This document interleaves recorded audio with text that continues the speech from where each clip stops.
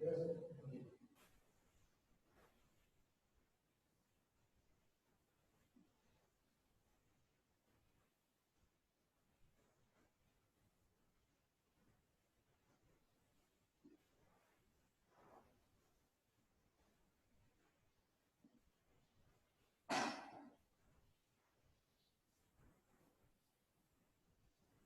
का थोड़ा सा चेहरा इधर कर दीजिएगा।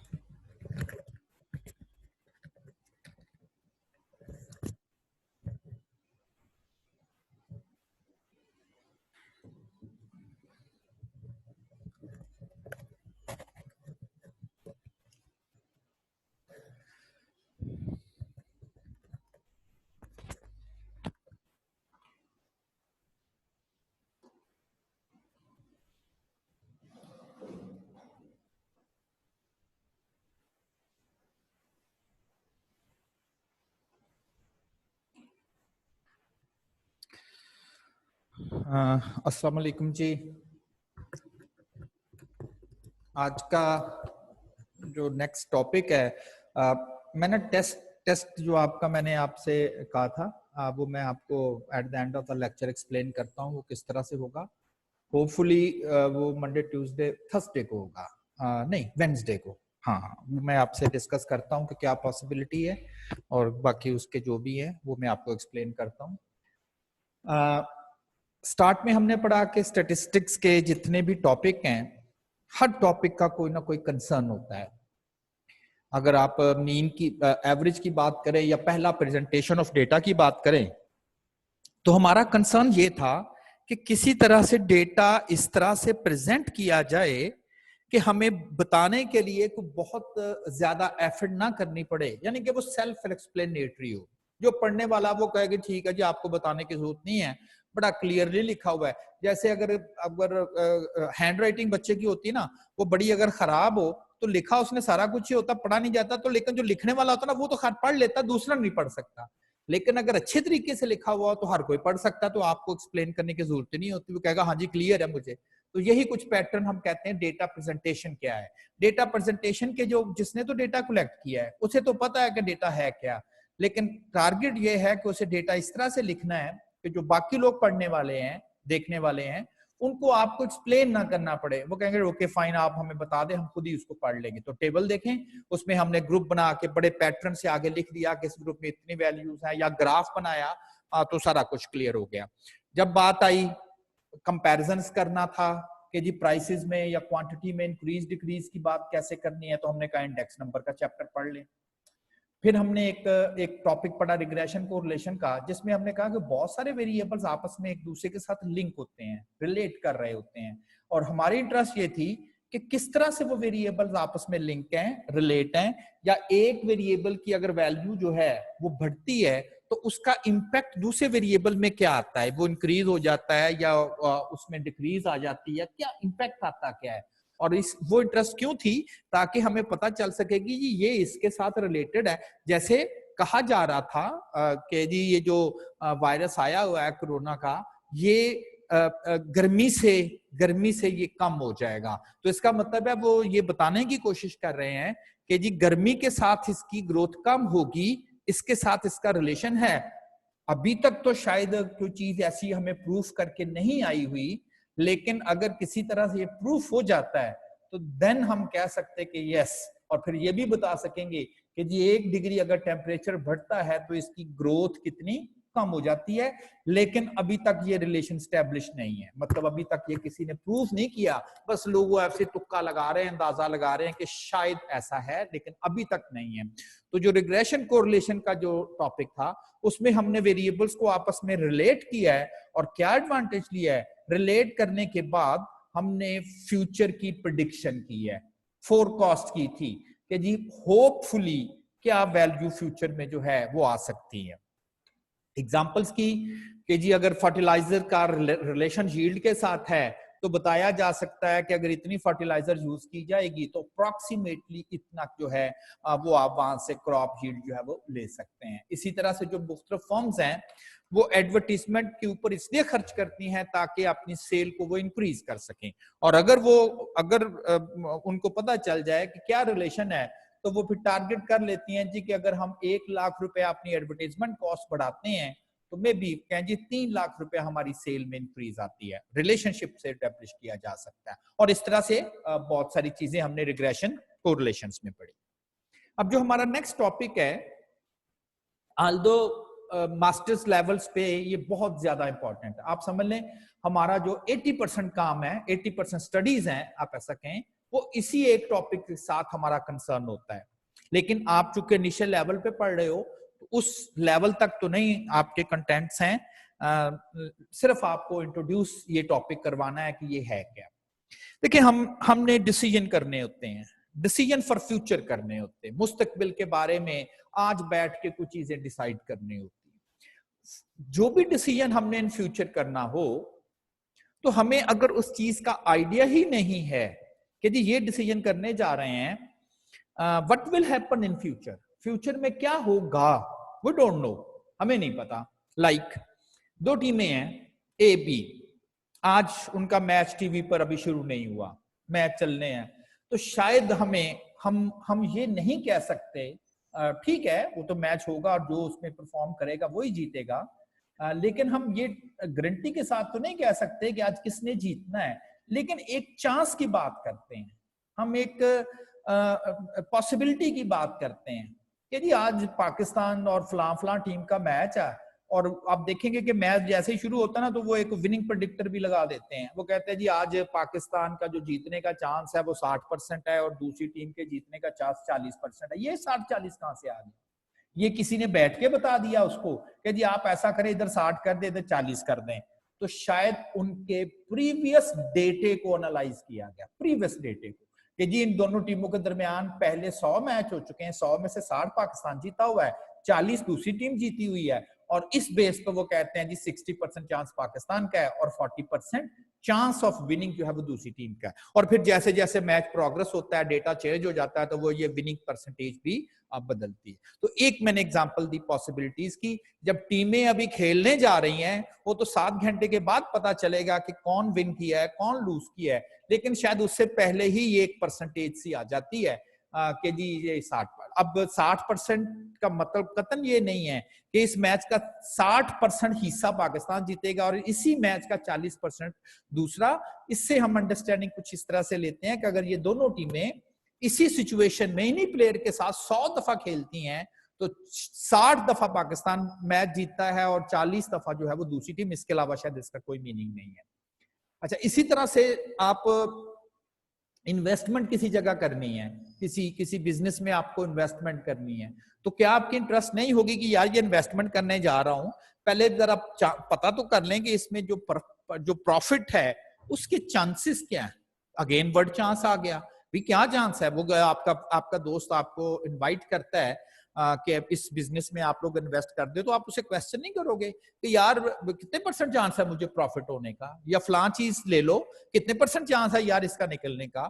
आप देखें, आप अखबार में आ जाता है, न्यूज में इश्तिहार आ जाता है कि जी आप जॉब्स आई हैं, जॉब के लिए अप्लाई करें, और डिग्री क्या रिक्वायर है, ये FSC। अब बहुत सारे बच्चों ने FSC की हुई है, आप वहां पर देखते हो और आगे लिखा होता है नंबर ऑफ जॉब इज 2, और आप कहते हैं यार रहने तो बड़ा कम चांस है। वर्ड चांस, ये तो नहीं कहा गया कि 2 बंदे जो रखने हैं वो आप नहीं हो सकते, वो आप भी तो हो सकते हैं ना दोनों में से एक। लेकिन अगर यही लिखा होता 2000 तो शायद आप फौरन अप्लाई कर देते तो यार 2000 सीटें हमारा नंबर लग सकता है, चांस। तो वहां पर भी आप इसी बेस पे डिसीजन करते हो कि हाँ ये आपको करना है, ये आपको नहीं करना। अब अपने दोस्त के घर जाते हो, अफ्तारी के बाद चले जाते हो या तरावी नमाज तरावी के बाद जाते हो, आपने देखा कि जब आप अफ्तारी के बाद घर जाते हो, यानी कि मगरब से इशा के दरमियान, तो 3-4 दफा इत्तेफाक हुआ वो घर नहीं मिला आपको, और जैसे ही आप तरावी के बाद जाते हो वो घर होता है। अब आपने जाना था, 2 चॉइसेस थी, आप कहते हो यार मेरे बहुत 5-6 दफा गया था मैं नमाज मगरब के बाद, तो मुझे 5 में से सिर्फ 1 दफा वो घर मिला है, लेकिन जब भी मैं तरावी के बाद गया हूं तो 5 में से 4 दफा मुझे मिला है, यानी कि पॉसिबिलिटी। तो आप डिसीजन करते हो यार नमाज तरावी पढ़ के ही जाते हैं। अब देखिए मगरब के बाद ये कतन नहीं है कि आपको वो नहीं मिलेगा, 5 में से 1 दफा तो मिला था, चांस तो था, पॉसिबिलिटी तो थी, लेकिन शायद आप कहते हो कि नहीं यार ये इस तरह के चांसेस, इस तरह की बातें जो है वो कम है। तो ये जो मैंने आपसे सारी ये डिस्कशन की है, कि जी चांस, चांस, पॉसिबिलिटी, इसको वर्ड हम प्रोबेबिलिटी कॉल करते हैं। कि प्रोबेबिलिटी क्या चीज है? प्रोबेबिलिटी है कि किसी भी चीज की हैपन होने के क्या चांसेस है। किसी चीज से बाहर जो अभी हम उसको प्रॉपर्ली एक वर्ड इवेंट बोल देते हैं, पाकिस्तान के जीतने के क्या चांसेस हैं, फलां के क्या चांसेस हैं। देखें एक और मुझे बड़ी अच्छी एग्जांपल मेरे ज़हन में आई कि क्या किसी शख्स को अगर कोरोना वायरस हो जाता है तो आज हुआ है ना, क्या अभी से हम फ्यूचर के मतलब कह सकते हैं कि ही विल डाई, वो मर ही जाएगा? क्यों? उसे जी कोरोना हो गया है। क्या हर शख्स जो कि कोरोना से इफेक्टेड हो रहा है उसकी डेथ हो जाती है? तो अभी फ्यूचर में होना ना, अभी तो अल्लाह ना करे उसका अभी तो डिजीज स्टार्ट हुआ है, तो क्या अब उसको कोरोना हो गया तो हम डिसाइड कर दें? तो ऐसा तो नहीं है। आपको पता है क्या रेट है? अगर किसी को कोरोना हो जाता है तो डेथ रेट, एक लफ्ज जो बोला गया है वो है 2%। 100 लोगों को अगर कोरोना वायरस हो जाता है तो उसमें से 2 लोगों की जो है वो फ्यूचर में डेथ है। अब ये कतन नहीं है कि इस एक हॉस्पिटल में 100 पेशेंट हैं और आप कहें जी चूंकि 2% डेथ रेट है तो 2 की डेथ होनी ही होनी है, तो ऐसा नहीं है। मे बी वहां फैसिलिटी ऐसी ना हो, वहां 5 की डेथ हो जाए। एक और हॉस्पिटल है वहां 100 लोग हैं, वहां सिर्फ 1 की हुई है। एक और हॉस्पिटल है वहां जो है वो 100 लोग हैं और वहां किसी की डेथ नहीं हुई, नेवर, किसी की भी नहीं। अब आप कहें जी टोटल 6 डेथ हुई थी 300 में से, 300 में से टोटल जो है वो 6 डेथ हो रही हैं। तो इसका मतलब है कि अगर आप इसमें कहें तो फिर 100 में से 2 आ गए ना, 2% बन गया रेट, ठीक है ना। तो ये जो डेटा था, इसलिए कि ऑलरेडी जो लोग कोरोना से इफेक्टिव हो रहे थे उन पब्लिक मतलब पूरे जो मुख्तलिफ ऑर्गेनाइजेशंस हैं, WHO, वर्ल्ड हेल्थ ऑर्गेनाइजेशन, उनके पास सारा डेटा अवेलेबल है और उन्हें पता है जी कि, और ये मुख्तलिफ जगह पर मुख्तलिफ होगा ना। वही बात, मैंने इसको हॉस्पिटल कह दिया, आप समझ लीजिए अमेरिका के 100 लोग हैं, ये पाकिस्तान के 100 लोग हैं, 1 की डेथ हुई, अमेरिका के 100 में से 5 की हुई, ये किसी और कंट्री है चाइना, वहां 100 लोगों को इफेक्टिव हुआ लेकिन वहां कोई डेथ नहीं हुई। अगर आप ओवरऑल परसेंटेज बनाएंगे तो वो 2%, तो हर एक के लिए तो 2% नहीं ना है। तो ये एक जनरल फिगर आपको प्रोवाइड की जाती है। तो ये अनसर्टेनिटी कि what will happen in future, और अगर उसको हम किसी क्वांटिटी के साथ मेजर करके बताएं, अब अगर आप कहेंगे ना जी कम चांस है कि डेथ होगी, पता नहीं कितना कम है, लेकिन अगर कहेंगे 2% और 3%, तो ये आपके पास क्वांटिटेटिव है। मैं लफ्ज अनसर्टेनिटी बोल रहा हूं ना, आई डोंट नो। जैसे पाकिस्तान ने 60% चांस है मैच जीतने का, तो वो तो आखिर में या जीतेगा या नहीं जीतेगा, तो अनसर्टेनिटी तो है ना, तो इसको वर्ड हम प्रोबेबिलिटी बोलते हैं।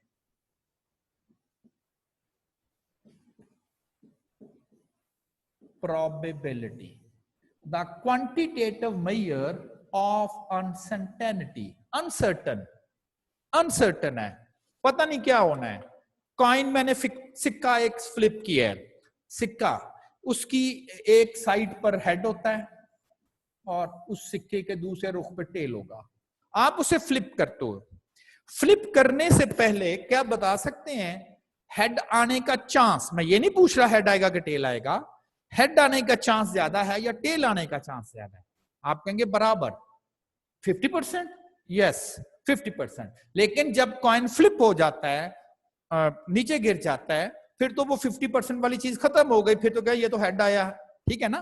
मैं बात कर रहा हूं उस चीज को परफॉर्म करने से पहले। आप लूडो खेलते हो, बच्चे घरों में लूडो खेलते हैं, डाइस के साथ दाना थ्रो करते हैं, उसके एक पर 1 लिखा हुआ है, एक पर 2, 3, 4, 5, 6। आप कहोगे जी कौन सा नंबर आने का चांस ज्यादा है? तो शायद सबका सेम, ऐसा ही है ना। 1 आने का भी उतना ही चांस है जितना 2, नंबर 2 आने का चांस है जितना नंबर 3, जितना नंबर 4, जितना नंबर 5 और जितना number 6। Every number has the same chance of occurring. वो तो जब आप थ्रो कर देते हो, एक्चुअली थ्रो हो जाती है, तो फिर तो आप बता सकते हो ना कि क्या आया है, लेकिन मैं इससे पहले की बात कर रहा हूं। इसी तरह से कार्ड्स प्लेइंग है, ताश के पत्ते हैं, तो बहुत सारे ऐसे हैं। अच्छा, आपका ये जो कोर्स है, क्योंकि इसमें हमने कोई आप हायर लेवल्स पे नहीं पढ़ रहे, तो वहां पर जो ये जो प्रोबेबिलिटी मैंने कैलकुलेट करनी है, ये किसी एक्सपेरिमेंट की करनी है, एक्सपेरिमेंट, तजर्बा। एक्सपेरिमेंट से करनी है। जैसे इधर एक्सपेरिमेंट था, कोरोना वायरस का डेटा इकट्ठा करें और प्रोबेबिलिटी कैलकुलेट करें। इधर जो मैंने वर्ड 50% बोला है, इसका एक्सपेरिमेंट क्या था कि कॉइन को टॉस करें, कॉइन को टॉस करें और फिर देखें कि जी इसके ऊपर इसके आने का क्या चांस है, इसके आने का क्या चांस है। भी हमें चांस से क्यों इंटरेस्ट है? हमें चांस से इसलिए इंटरेस्ट है कि हम अपने फ्यूचर के मतलब डिसीजन कर सकें। लाइक आप किसी जगह पर बेट लगाते हो, शर्त लगाते हो। हमारे तो इधर अगर कोई बेट शर्ट लगाए किसी मैच पे या किसी वैसे, तो पकड़ के ले जाते हैं ना। तो बहुत सारे कंट्रीज में कसिनोज खुले हुए हैं, ठीक है ना, वहां पर जो ऑफिशियल है बैटिंग उनकी, वो जुआ वगैरह पे कसिनोज खुले हुए हैं और वो लीगल है, उनको उनके बकायदा गवर्नमेंट सपोर्ट करती है उनको कि आप ठीक है जी आप बेट पर पैसे लगाएं और चांस करें। तो कसिनो में यही काम चलता है। तो एक्चुअली वहां अनसर्टेनिटी होती है ना, वहां पर जो खेलने जाता है वो कहता है यार मैं किधर पैसे लगाऊं। या अक्सर आपने वो ताश के पत्ते देखे होंगे, वो जी अगर तीनों ए आ जाएं या तीनों किंग आ जाएं या तीनों क्वीन आ जाएं तो फिर ठीक है जी आप इतने पैसे। वो फिल्मों वगैरह में आपने देखा होगा, क्योंकि प्रैक्टिकली हमारे इधर कंट्री में तो ये कस्टम्स नहीं है ना कि हम ऑफिशियली जो है वो जुआ खाने बने हुए हैं और हम वहां पर बेटिंग जाके करते हैं, कैसीनोस बने हुए, तो ऐसा नहीं है। बहाल सबसे ज्यादा अगर आप अनसर्टेनिटी की बात करें या पॉसिबिलिटी प्रोबेबिलिटी की बात करें तो वो वही कैसीनो क्लब ही है। सबसे अच्छा डेटा आप समझ ले वहीं से आता है। और अमेजिंगली ये जो प्रोबेबिलिटी का सब्जेक्ट है ये ओरिजिनेट भी कैसीनो क्लब से हुआ था, यानी कि जो वहां से ही ये आइडिया फ्लरिश हुआ था। फिर इसको ये एकेडमिक्स में लेकर आए और पता चला कि ये तो बहुत अच्छा हो गया कि हम हर काम को करने से पहले उसकी पॉसिबिलिटीज का हमें कुछ आइडिया होता है। देखिए आप किसी डॉक्टर के पास जाते हो, खुदा ना खास्ता डॉक्टर कहते हैं यार ये मेडिसिन से जो है ना वो आप करें इलाज। कुछ लोग कहते हैं जी ऑपरेशन, तो फिर आप पूछते नहीं है डॉक्टर साहब ऑपरेशन कामयाब होने का कितने % चांस है? तो पता चलता है ये 50-50 है। तो आप कहते हैं नहीं यार ऑपरेशन रहने दो। अच्छा जी फला ऑपरेशन, जी सिर्फ 80% चांस है जी कि ये ऑपरेशन कामयाब रहेगा। वो कतन ये नहीं कह रहा कि आप ठीक ही होंगे। वो 80 में से 20% का ठीक नहीं होना, हो सकता है 20 में से वो एक आप हो, लेकिन आपको कुछ तो पता चला ना। आपने 50-50 पर रिस्क नहीं लिया।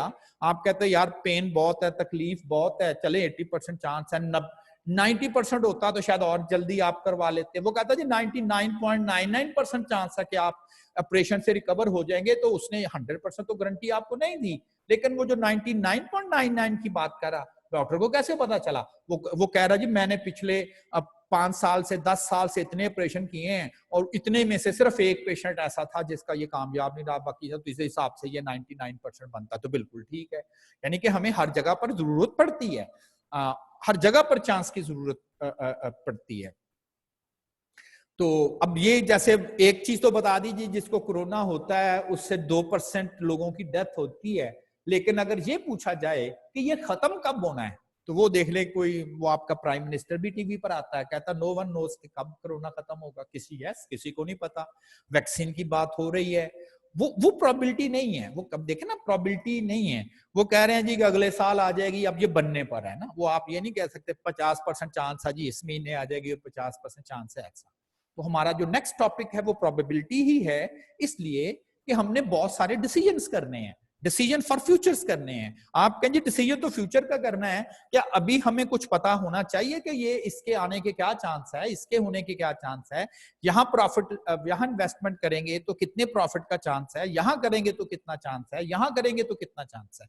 ये तो है रियल जो हम प्रोबेबिलिटी को यूज करते हैं। लेकिन जैसे मैंने आपको कहा ना कि आपका कोर्स तो बड़ा ही एलिमेंट्री लेवल का है, तो हम इस स्टेज तक नहीं जाएंगे।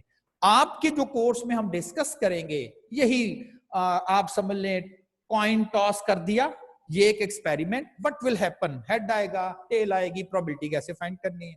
दो सिक्के थ्रो करें, क्या चांस है दोनों सिक्कों पर हेड आएगा, क्या चांस है दोनों सिक्कों पर टेल आएगी। डाइस को थ्रो करें, कार्ड्स पिक करें। हम कुछ इस किस्म के एक्सपेरिमेंट जो है वो इस कोर्स में डिस्कस करेंगे, यानी कि वो उस लेवल। हाँ, आखिर वाले जो 2-3 टॉपिक होंगे उसमें आप देखोगे कि हम अप्लाइड साइड पे जाएंगे। आपकी बुक्स में भी ऐसा ही है, हम इनिशियली प्रोबेबिलिटी भी ऐसे ही पढ़ते हैं, हाइपोथेटिकली एग्जांपल्स के साथ हम इसको जो है वो डिस्कस करते हैं, हाइपोथेटिकल एग्जांपल्स। थोड़ा सा मैं जैसे हर कोई जो स्टैट्स का हर कोई जो फार्मूला होता है उसको उसको इन्वेंटर जैसे फिजिक्स में जी न्यूटन ने ये ला दिया, ये ओहम ने किया, केमिस्ट्री में है, हमारे स्टैट्स में भी है। ये फार्मूले हम तो नहीं बुक्स पे लिख देते, हमारे जो रिसर्चर्स हैं हम जैसे लोग कोई अपनी अपनी रिसर्च करते हैं और उसके बाद हमें उसका फार्मूला ड्राइव करके देते हैं। जैसे आपने पढ़ा कि जो इंडेक्स नंबर था उसमें लेस्पेयर और पाशीज और फिशर्स की बड़ी कंट्रीब्यूशंस थी। उससे पहले वो जो identification of outlier box whisker plot था वो जॉन टुकी की इन्वेंशंस थी। और फिर आप रिग्रेशन में आ जाएं, वो गेल्टन ने एक्चुअली उसका सारा आइडिया दिया। फिर कोरिलेशन की जब बात की तो फिर पियरसन का नाम आया, स्पीयरमैन का नाम आया। तो हर फार्मूले के पीछे कोई ना कोई साइंटिस्ट जरूर था। तो ये जो प्रोबेबिलिटी का जो कॉन्सेप्ट है ये कि जी आप किसी के साथ इसे रिलेट नहीं कर रहे, डेटा एग्जिस्ट भी नहीं शायद फिलहाल कर रहा, आप कह रहे हैं जी कि अगर कोई एग्जिस्ट कर रहा हो डेटा, इसको पढ़ के जरा इसका फ्यूचर बता दें थोड़ा सा, what will happen in future, probability, chance, possibility क्या कहते हैं नहीं, इसकी क्या पॉसिबिलिटी है, इसकी क्या पॉसिबिलिटी है। आप भी जब पेपर देके बाहर निकलते हैं तो पूछते हैं स्टूडेंट या आपके फेलो जी क्या बनेगा, पास होगा फेल, आप कहते हैं यार 50-50 चांस है। यानी कि आपके पास डेटा है ना, अच्छा आपके क्वेश्चंस बड़े अच्छे हैं या आप नहीं 80% चांस है, 90% चांस। हाँ कभी कह देते हैं यार एमसीक्यूज थे बिल्कुल मुझे क्लियर थे, ये तो मैंने बुक में पढ़े हुए थे, यही आंसर है, 10 आंसर मुझे चाहिए थे, मेरे तो 20 ठीक है। तो 100% भी आप वर्ड बोलते हो, 100 से ज्यादा तो नहीं बोलते आप, बस यही कह देते हो श्योर हो गया जी मेरा पास, बिल्कुल पक्का जिसे कहते हैं आप ना, पक्का हो गया ये। तो ये जो प्रोबेबिलिटी की ओरिजिनेशंस है, ओरिजिनेट जो प्रोबेबिलिटी हुई थी वो भी एक्चुअली एक कैसीनो क्लब से हुई थी। वहां पर एक गैम्बलर था, वो बेट वगैरह लगाता था, डाइस थ्रो होते हैं, आपने इंग्लिश फिल्मों में मूवीज में देखा होगा, कैसीनोस में कार्ड्स पर भी है, फिर वो व्हील भी चलता है, तो लेकिन हर जगह पॉसिबिलिटीज की है, तो डाइस वगैरह भी थ्रो करते हैं वो। तो एक्चुअली उसने जो लूडो का दाना डाइस है इस पर ही बेटिंग थी, इसी पर बेटिंग हो रही थी। और वहां पर एक गैम्बलर था जो कि वहां पर ऑनर समझ लें, वो थोड़ा पढ़ा लिखा भी होगा, उसकी इंटरेस्ट थी कि अच्छा इस पर ऊपर शर्त लगाएं तो ये ज्यादा जीतने के मुझे पॉसिबिलिटी है या सेकंड वन। तो मैंने इसके ऊपर भी बहर लिखा हुआ है रीड फॉर इंफॉर्मेशन ओनली, यानी कि इसने आपने ना इसको अपने एग्जाम के लिए नहीं तैयार करना, क्योंकि ये आई कैप ने लिखा नहीं हुआ कि हिस्ट्री ऑफ प्रोबेबिलिटी। तो बस एक दो लाइनें आपसे डिस्कस करनी ताकि थोड़ा सा आपको आइडिया हो जाए ये क्या थी बेसिकली, स्टार्ट में क्या की। A gambler's dispute, झगड़ा, in 1654 led to the creation of a mathematical theory of probability by two famous French mathematicians, Pascal and Fermat. तो ये दो फ्रेंच मैथमेटिशियंस थे, एक पास्कल था एक फर्मल था, और उन्होंने किसी गैम्बलर का डिस्प्यूट जो है उसको सॉल्व किया। उसने अपना मसला भेजा, उसने कहा जी मैं गैम्बलिंग करता हूं तो मेरा ये प्रॉब्लम है, उसके कुछ दोस्त होंगे, जानने वाले होंगे, फ्रेंच थे, मैथमेटिशियंस थे, पास्कल और फर्मट, उसने अपना सारा प्रॉब्लम उनको भेजा और उन्होंने फिर कोई कैलकुलेशंस वगैरह की। A well known French gambler, ये गैम्बलर नहीं थे ना, ये तो मैथमेटिशियन थे ना। A well known French gambler मेरी with an interest in gaming and gambling questions called Pascal's attention to an apparent contradiction concerning a popular dice game.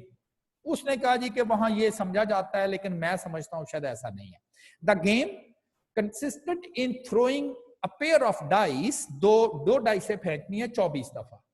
ये वहां पर जो गेम चल रही थी वो कुछ ऐसे ही थी, वो दो डाइस को थ्रो करते थे और 24 दफा उन्होंने थ्रो करना था। The problem was to decide whether or not the bet even money on the occurrence of at least 166 during the 24 throws, कि जी क्या दोनों 66 दोनों डाइस पर 6-6 आ जाए, 24 थ्रोज उस पर लगाई जाए।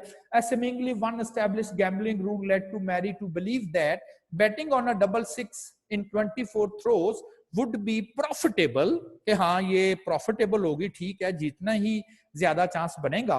बट हिज ओन कैलकुलेशंस, अब उसने इसको कैलकुलेट करने की कोशिश की कि जी मैं 24 दफा अगर ड्राइव थ्रो करता हूं, अभी तो थ्रो करनी है और मैं बड़ी देर से हूं, तो उसने कुछ अपने तौर पे कुछ कैलकुलेशन परफॉर्म की, लेकिन उसकी जो कैलकुलेशन कहती थी वो कहती थी कि नहीं भाई ऐसा नहीं है, तुम तो हार जाओगे। जबकि वो समझता था कि जितनी देर से वो था उधर या वो कर रहा था, तो वो समझता था कि ऐसा बेट करने से वो प्रॉफिटेबल रहेगा। और लेकिन जब उसको अपने तौर पर कैलकुलेशन के तौर पर अब कैसे करता था, मे बी वो कैलकुलेशन ही रॉन्ग कर रहा हो, क्योंकि उसको तो आइडिया नहीं था ना अभी। तो फिर उसने अपना प्रॉब्लम उठा के इन दोनों को भेज दिया कि जी ये मेरी जरा कंडीशन होती है, इस तरह से हम जीतते जूते, तो आप जरा अपने नॉलेज की बेस पर बताएं कि ये मेरी कैलकुलेशन कह रही है कि जी प्रॉफिटेबल नहीं है, नुकसान में जाएगा, जबकि मैं समझता हूं कि ये मेरा बिलीव ये है, या गैम्बलिंग में यही हम समझते हैं कि ये ज्यादा फायदे में रहता है। ये कुछ इस तरह का गेमिंग डिस्प्यूट था। Throughout the 18th century, the application of probability theory moved from the games to the chance to the scientific problems. उस वक्त तक, ये तो बात पुरानी है ना, ये तो 16th था, ठीक है ना, काफी देर तक लोगों ने इसको जो है वो बहुत ज्यादा बॉदर नहीं किया, और क्या ठीक है जी उधर ही कुछ इसको यूज करते रहे। लेकिन फिर ये साइंटिफिक प्रॉब्लम्स में ये थ्योरी आना स्टार्ट हो गई, फिर ये इस साइड पर आ गई। ऐसे मैंने एक दो एग्जांपल दी हैं। Mathematical theory of life insurance, can you imagine? Life insurance जो कंपनियां करती हैं, इसमें एक्चुअली लाइफ इंश्योरेंस वही होती है ना कि आप, कोई बंदा अपनी इंश्योरेंस कराता है, हर साल उस कंपनी को पैसे देता है, और अनफॉर्चुनेटली अगर उसकी डेथ हो जाती है तो वो पैसे तो नहीं जमा कराता, लेकिन सम कंपनी यही समझती है कि ये शख्स पैसे जमा करा ही रहा था। 20 साल तक उसने कहा था मैं जमा कराऊंगा, 2 साल के बाद डेथ हो जाती, 18 साल उसने पैसे नहीं देने, लेकिन 20 साल के बाद कंपनी यही समझेगी कि ये शख्स पैसे जमा कराए, यानी कि कंपनी उसके बिहाफ पे जमा कराती है, तो फिर उसको वो पे कर देती है ना। लेकिन खुदा ना खास्ता कोई शख्स है, वो बीमार है, 60 साल उम्र है, कैंसर का पेशेंट है, डॉक्टर जवाब दे चुके हैं, और उसके फैमिली मेंबर उठा के उसको कह दें, लाइफ इंश्योरेंस कंपनी के पास चले जाएं कि यार जल्दी से इसकी जरा 50 साल की लाइफ इंश्योरेंस कर दें, ये 50 साल आपको पैसे देगा। वो तो अभी एक भी किस्त नहीं दी, तो कंपनियां तो बंद हो जाएं। तो बकायदा लाइफ टेबल्स बनाए हुए हैं हमने। Can you imagine? Life expectancy हर मुल्क की, पाकिस्तान की महल 52-53 ईयर्स है, तो हर मुल्क ने डेटा की बेस पे लाइफ एक्सपेक्टेंसीज बनाई। देखें, probabilities of probability, it can not be certainty. मतलब हम कहते हैं जी 52-53 साल पाकिस्तानियों की एज है, मतलब उनकी उसके बाद एवरेज डेथ है, तो 100 साल भी हो सकती है, और खुदा ना खास्ता कोई शख्स बाहर निकलता तो उसकी डेथ हो सकती है, ये तो कोई नहीं है ना। तो फिर वहां पर प्रोबेबिलिटी थ्योरी यूज की जाती है कि क्या पॉसिबिलिटीज हैं। और इसी तरह से बायोलॉजिकल प्रॉब्लम्स में भी the probability of being born male और फीमेल, वो कहते हैं ना, आपने अगर बायोलॉजी में पढ़ा होगा जी कि अगर उधर से दोनों से सेम आ जाएं, जो जो क्रोमोसोम्स होते हैं, जर्म्स होते हैं, कि वाई वाई आ जाए, ए कैपिटल आ जाए, स्मॉल आ जाए, तो क्या चांसेस है। तो ऐसे ही मैंने थोड़ा सा इसको एक्सप्लेन किया है, और ऊपर मैंने लिख दिया रीड फॉर इन्फॉर्मेशन ओनली, आपने इसको तैयार नहीं करना। बस ये एक थोड़ा सा मेरे जेहन में था कि आपको थोड़ी सी इसकी बैक हिस्ट्री बता दूं कि ये जो प्रोबेबिलिटी का सब्जेक्ट है, ये बेसिकली अनसर्टेनिटी से स्टार्ट हुआ था, और अनसर्टेनिटी तो हर जगह ही है। आप यार उधर जाने का कोई फायदा नहीं है, 90% चांस है, 80% चांस है। बारिश की बात करते हैं जी, आज 10% चांस है, आज 50%, तो हर जगह प्रोबेबिलिटी चल रही हो। अब प्रोबेबिलिटी है क्या, मतलब उसकी प्रॉपर डेफिनेशन पढ़ते हैं। Probability is the chance that something will happen, something, वो पास हो जाएगा, बारिश होगी, मैच जीत जाएगा, हेड आ जाएगा, 3 आ जाएगा, इसको मैं समथिंग का वर्ड बोल रहा हूं। Probability is the chance that something will happen. The words such as chance, likelihood, possibility, proportion have the similar meaning as probability. अक्सर लोग पॉसिबिलिटी कह देते हैं, जरा थोड़े से पढ़े लिखे लोग या जिस वर्ड को जानते हैं वो प्रोबेबिलिटी का वर्ड बोल देते हैं। अब आगे समझ लें डेफिनेशन क्या है। Probability is a quantitative measure, quantity के साथ बताना। ये कह देना कि जी बड़ा चांस है हेड आएगा, थोड़ा चांस है हेड आएगा, ऐसा नहीं, 50% चांस है हेड आएगा, यस, ये है quantitative measure of uncertainty. Uncertainty इसलिए कि हमें क्या पता, हमें तो नहीं ना पता क्या होने जा रहा है।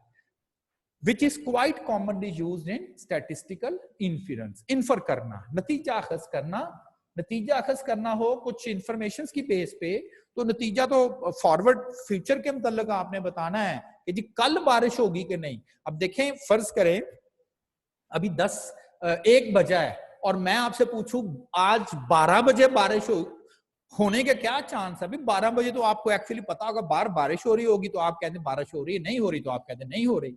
बात तो होगी 2 बजे क्या होगा, 4 बजे क्या होगा, तो वो इस फ्यूचर्स की बेस पे ये सारे डिसीजंस करना। अब इसमें कुछ टर्म्स मैंने यूज करनी है। ज़ाहिर है प्रोबेबिलिटी, किसी जगह से डेटा लेंगे, कलेक्ट करेंगे, फिर ही आप प्रोबेबिलिटी कैलकुलेट कर सकते हो। तो ऐसा डेटा जिससे आपने डेटा कलेक्ट करना है, उस एक्सपेरिमेंट को हम रैंडम एक्सपेरिमेंट बोलते हैं। ये हमने प्रोबेबिलिटी में रिग्रेशन में भी वर्ड रैंडम पढ़ा था। Any process whose result cannot be predicted with certainty।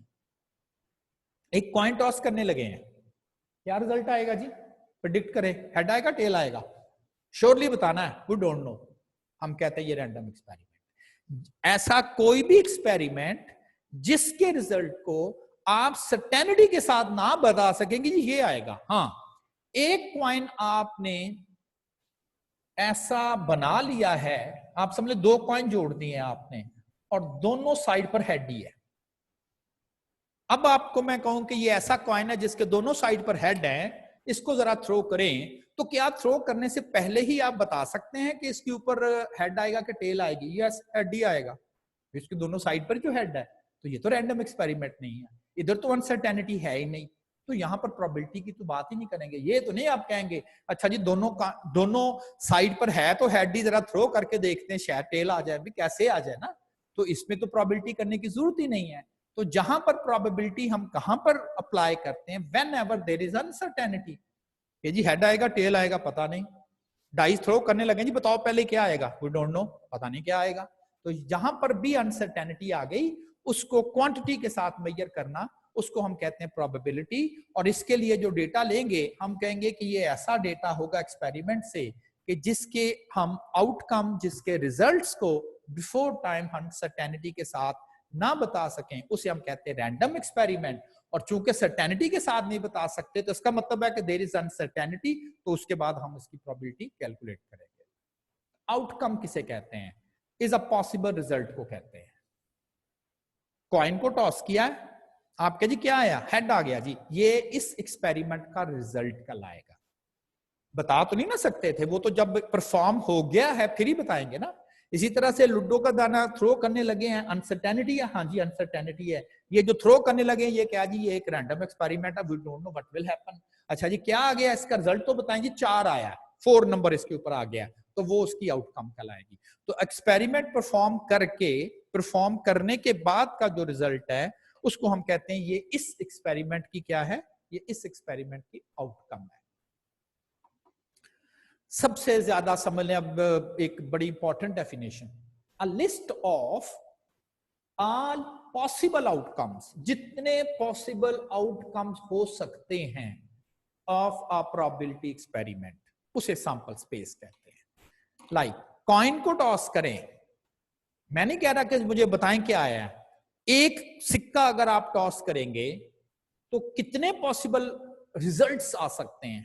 2, या उस सिक्के के ऊपर हेड आ सकता है या उस सिक्के के ऊपर टेल आ सकती है, इसके अलावा तो नहीं कोई और ऑप्शन।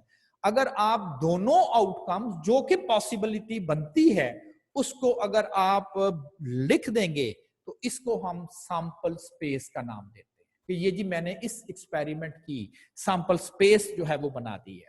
अब ये चूंकि इंपॉर्टेंट कंसेप्ट है, जब भी मैंने प्रोबेबिलिटी कैलकुलेट करनी है तो मुझे सैंपल स्पेस बनानी पड़ेगी उस एक्सपेरिमेंट की।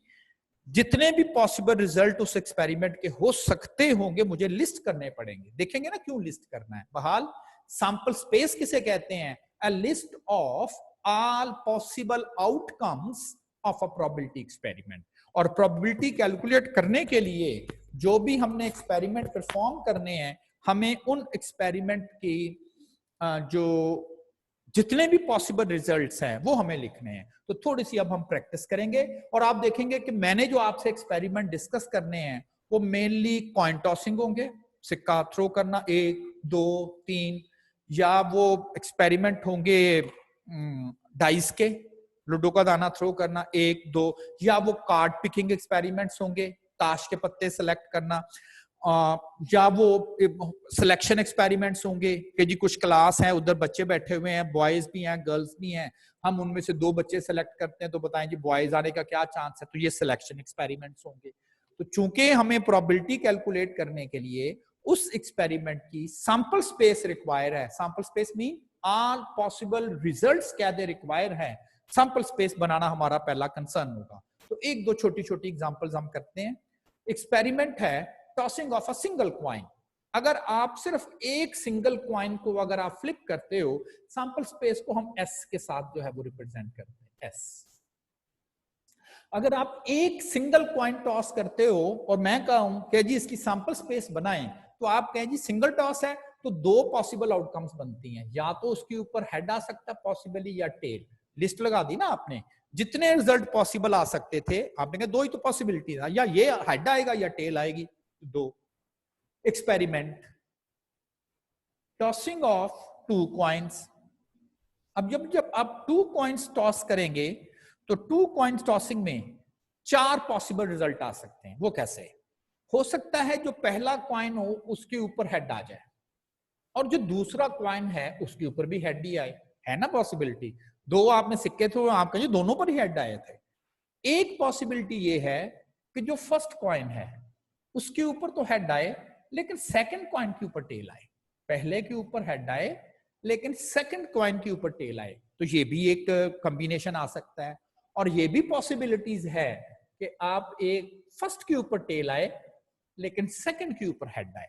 देखिए उसमें नंबर भी तो इंपॉर्टेंट है ना, पहला कॉइन और दूसरा कॉइन, ये नंबर 1 कॉइन है, ये नंबर 2 कॉइन है, ये दोनों डिफरेंट हैं। उसमें एक पहले कॉइन पर हेड आया, दूसरे पर टेल आई है, उसमें फर्स्ट कॉइन पर टेल आई है और दूसरे पर हेड आया। और एक पॉसिबिलिटी ये भी बनती है जी दोनों कॉइन पर टेल भी तो हो सकती है, बिल्कुल हो सकती है। तो ये 4 पॉसिबल आउटकम्स या 4 पॉसिबल रिजल्ट्स बन सकते हैं जब आप जो है वो 2 कॉइन्स को जो है वो थ्रो करते हैं। Similarly tossing of 3 coins, 3 coin को फ्लिप कर रहे हैं। एक पॉसिबिलिटी ये है कि तीनों कॉइन्स के ऊपर हेड आ जाए, head on the first, head on the second, head on the third. अच्छा ये थोड़ी सी प्रैक्टिस करेंगे ना तो हमें बनाना आ जाएगा। एक इसका बनाने का तरीकाकार ये है कि आप 2 हेड लिख लें, ये देखिए, और एक टेल लिख लें। फिर क्या करें, टेल को ना एक पोजीशन मूव कर दें, ये देखें ये सेंटर में आ गए, और फिर इसको एक पोजीशन और मूव करके इधर लिख दें, यानी कि 2 हेड और एक टेल लिख लें। अगली आउटकम बनानी हो तो टेल को एक पोजीशन लेफ्ट पे मूव करते हैं, अगली आउटकम बनानी हो तो इधर इसको मूव करते हैं। तो कम से कम ये 3 आप बना लेंगे। और फिर उसी तरह से एक हेड आगे, एक और 2 टेल इस दफा लिख लें, ठीक है ना, हेड। और अब हेड को एक एक पोजीशन मूव करना स्टार्ट कर दें। इसकी तरतीब इस तरतीब से लिखना कोई जरूरी नहीं है, पॉसिबिलिटीज हैं, लेकिन रूटीन में हम ऐसे लिखते हैं, हेड सारे पहले लिख लेते हैं, टेल बाद में लिख लेते हैं। तो यानी कि ये इधर लिखा जा सकता है, ये इधर, इस तरतीब की हमें कोई कंसर्न नहीं, बस बताना ही है ना हमने कि क्या पॉसिबिलिटीज है जी, हेड और टेल, टेल पहले लिखते हैं, हेड बाद में लिखते हैं। तो ये कंसर्न नहीं है कि जी तरतीब क्या रखनी है, तरतीब मैटर नहीं करती। हाँ ये मैटर करता है कि सारी पॉसिबल आउटकम्स बता दें। तो ये 8 बनती हैं, 8 पॉसिबल आउटकम्स बनती हैं, ये 4 बनती हैं, ये 2 बनती हैं। अच्छा एक इसका तरीकाकार भी है, चलें आउटकम्स तो लिस्ट तो आप बाद में लगा देंगे, इसका एक तरीकाकार है।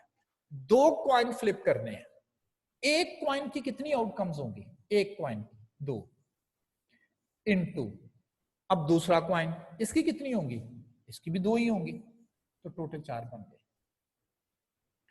3 कॉइन है, एक कॉइन की 2 आउटकम्स हैं, दूसरे कॉइन की कितनी है, इसकी भी 2 ही है, तीसरे कॉइन की कितनी, इसकी भी 2 ही है। 2 to the raised power 3, 8 बन गई, इसमें एक ही है 2।